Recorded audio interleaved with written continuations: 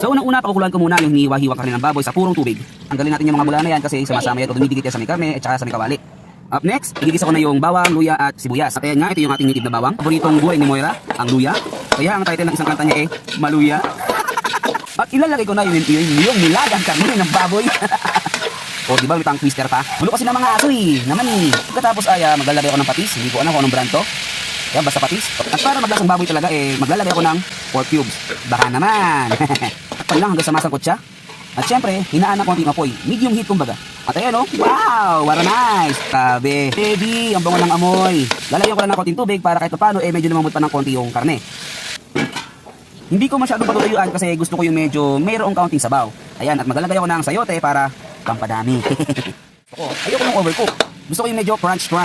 Ayan, so ilalagay ko na yung dugo. Ang tanong, bakit nga ba pula ang kulay ng dugo? Ito ay dahil sa ang mga red blood cells ay mayroong mga protein-rich molecule na siya nagtatransport ng oxygen sa buong katawan. At ito ay tinatawag na hemoglobin.